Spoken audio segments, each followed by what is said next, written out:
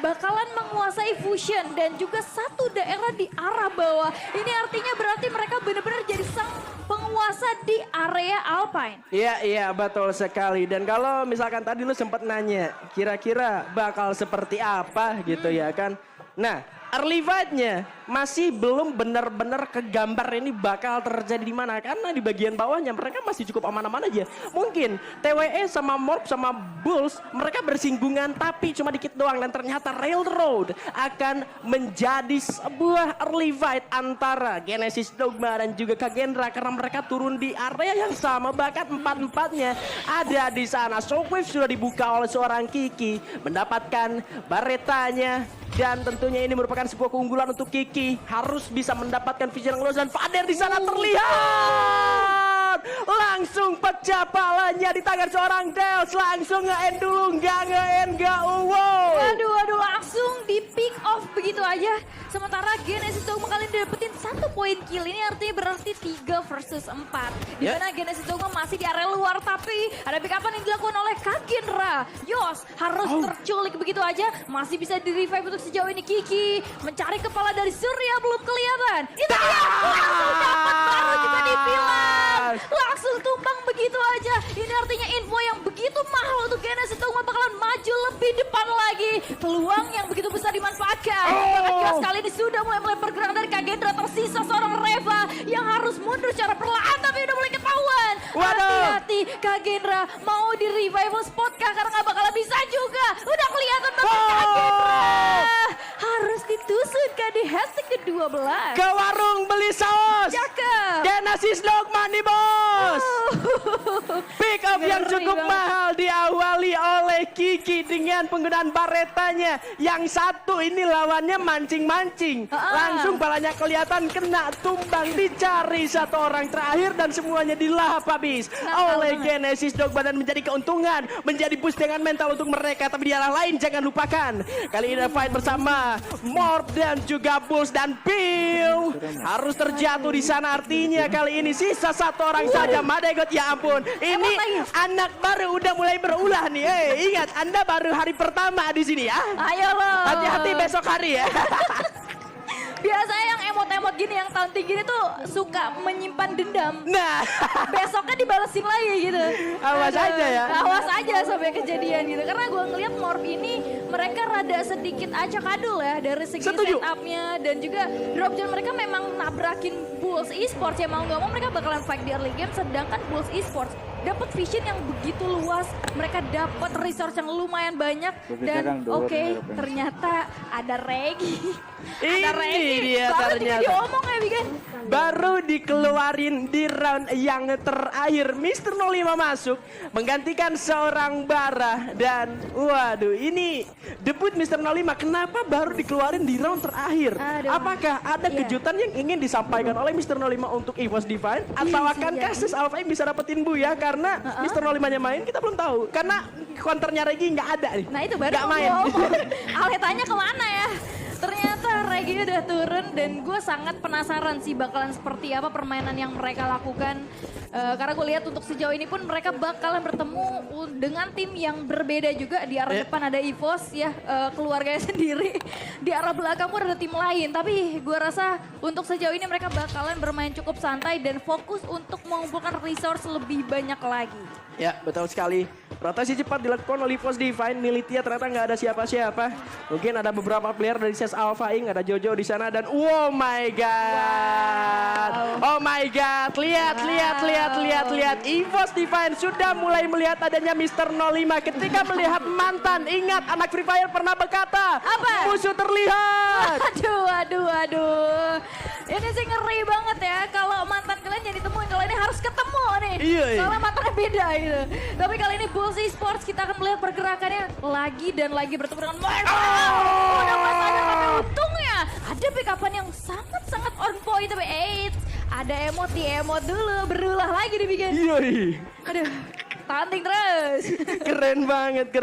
Tapi seru sih ngeliat ada taunting kayak gini nih. Betul. Sering-sering lah ya. Sering-sering lah ya. Sering-sering. Punya emot nggak dipakai. Sayang. Iya, dipakai ya mending ya. Iya dong. Tapi kali ini EVOS Divine akan membegal pergerakan dari Ses Alpha Inc. Hayo.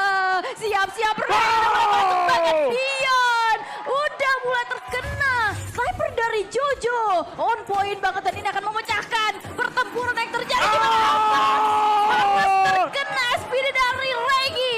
Sangat berbahaya. Mr. Zero Five berhasil mengamankan satu kompon di area high ground dan ini akan menjadi hal yang cukup baik untuk Sesalfeng. Apalagi Jabra udah mulai ketahuan. Ayo dikejar kedai. Udah mulai kelihatan. Jabra terculik. Tersisa satu player lagi dari EVOS Divine yang harus dikasih emot pula 23 Purgatory. Kenok 3 revive lagi. Aduh, kamu orang jauh ya. Iya, tapi gimana caranya si EVOS, sorry, ngelihat Regi jadi EVOS bilangnya gitu.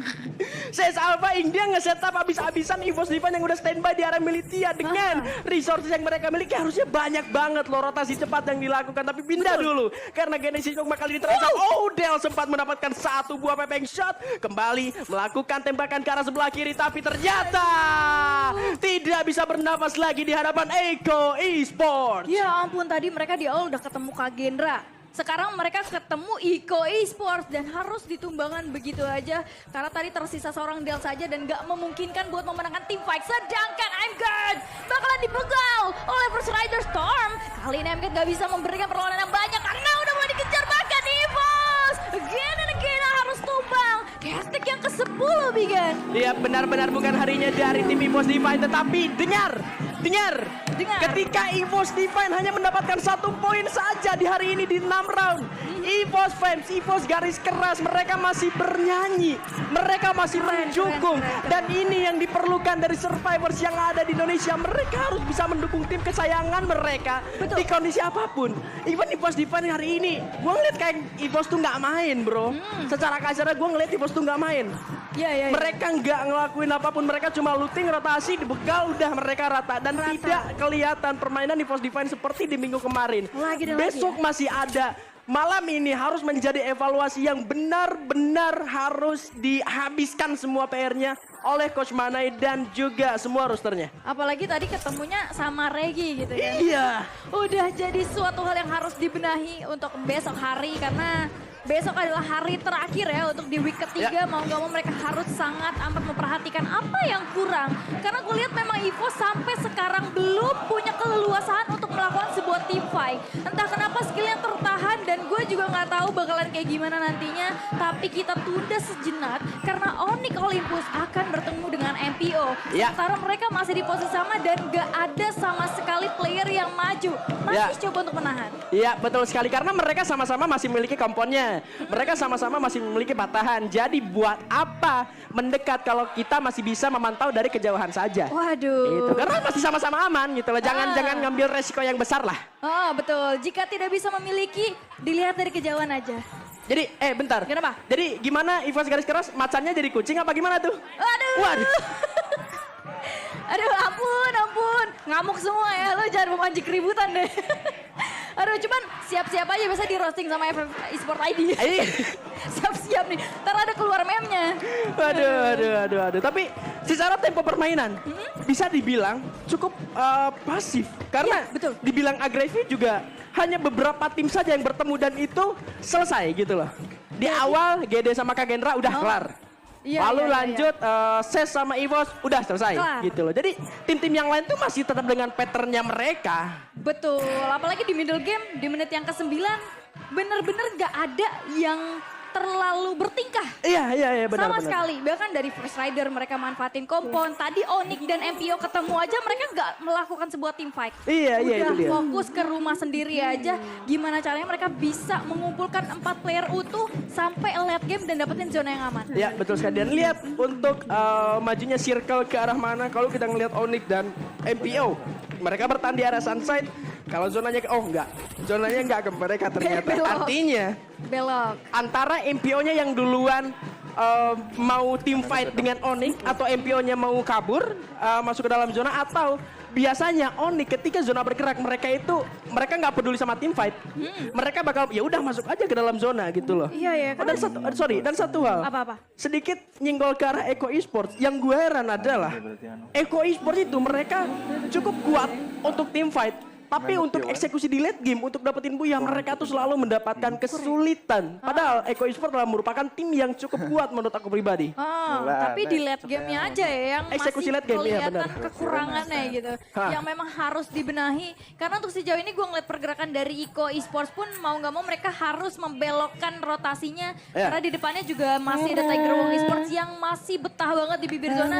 Padahal zona udah mulai menyusut. Harusnya mereka memprioritaskan zona. Tapi di sisi lain, gue melihat pertempuran yang tadi tertahan akhirnya terjadi juga. Di mana Bulls Esports sudah berhasil men-take down player tapi di take down balik. Berarti ini 1 tuker 1 yang hampir terjadi. Ya betul sekali, masih sama-sama bisa diselamatkan. Sementara ini dia pergerakan dari tim Onyx Olympus lebih memilih untuk masuk menuju ke dalam zona selanjutnya dan tidak memperdulikan siapa yang ada di sekitar mereka. Madegot masih berupaya melakukan prediction, hampir saja Gardu terkena.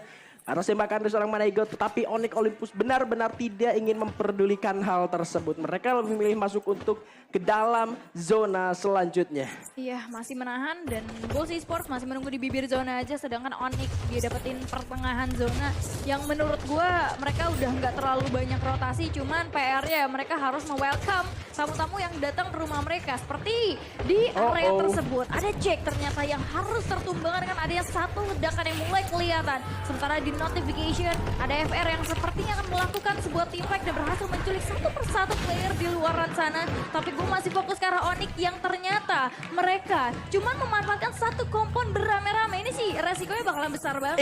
Iya, setuju sekali. Dan ini dia upaya dari MPO akan menghancurkan segalanya, tapi dia harus kehilangan 2 playernya. Sayang sekali inisiasi yang dilakukan justru malah segera dipatahkan. Masih bisa diselamatkan satu persatu. Tersisa 3 orang, tapi Eko Esports harus sudah pulang di posisi ke-9 dan kali ini MPO punya tugas yang cukup besar. Mereka harus menahan pergerakan dari 2 tim yang berbeda. Tiger Wong, Justinnya harus terjatuh. Ledakan diberikan dan Besto berhasil meledakkan 2 orang dari Tiger Wong dan bahkan 1 orang Besto berhasil untuk menumbangkan 1 squad ke warung beli sabun.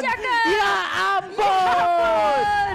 Aduh, gameplay individual keren banget. Bahkan sementara itu Ian harus di-revive dan ini membuka peluang Bulls Esports untuk maju lebih depan lagi. Sementara Madegot membackup di arah kejauhan, mengambil satu kompon bebatuan untuk membackup teman-teman yang lainnya. Bahkan Extender udah berhasil, gimana berhasil mendapatkan Ian. Satu lagi Besto di depan sana, jumpsuit dilakukan dengan shotgun yang duluan digagal berhasil.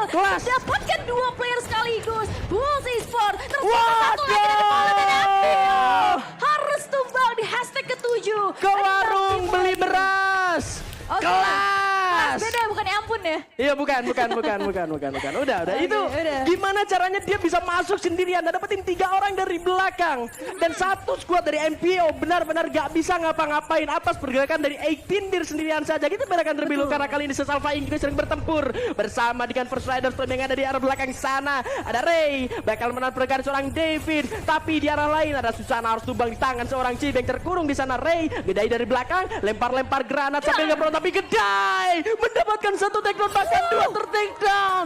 2 hilang dari First Riders. Gedai tumbang, Ray masih ada tapi harus jatuh. Mr. 05 kali ini masih bisa untuk memberikan tembakannya. Bakal masuk perlahan tapi pasti. Masih ada Bonfire untuk melakukan heal tentunya dan Susana di korban. Tapi ya ampun, Sasal Baik pun pulang di posisi kelima. Ya ampun, di posisi kelima dan 4 tim lagi.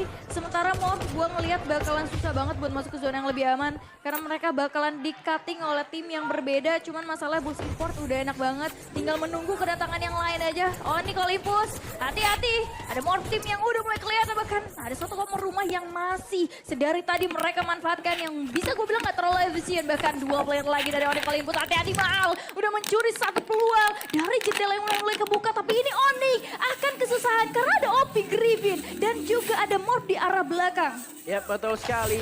Mereka akan terjepit dari beberapa arah. Mereka akan terjepit dari 3 serangan yang akan langsung masuk ke arah tubuh mereka. Lemparan flash freeze dari seorang Piu menyulitkan sekali. Mal di sana terjatuh terculik oleh seorang Cibengkah dari kejauhan, ternyata Adrian. Tetapi ledakan dari Ampot berhasil membuat Onyx Olympus pulang di posisi keempat. Ya ampun, ini di posisi keempat ya. 3 tim lagi berarti untuk sejauh ini. Sedangkan Bulls berfokus ke arah Morph beserta dengan OP Griffin. Ini artinya Morph gak bakalan bisa bertahan lebih lebih lama lagi. Mereka cuma bisa pop up global aja untuk maju lebih depan, apalagi tersisa 2 player aja. Walaupun tadi mereka berhasil menumbangkan Onyx, tapi perjalanan mereka kali ini bakalan dibuat susah oleh 2 tim yang berbeda. Ya betul sekali. Ketiga tim yang tersisa berada di bagian final zona, tapi Bulls mengunci bagian lebih tengahnya lagi. Pelontar seorang Iraptor memberikan damage begitu menyakitkan ke arah Morty. Extended berhasil merupakan chip yang di sana menjadi poin yang lebih sedikit 12 untuk Bulls Esports terbuka.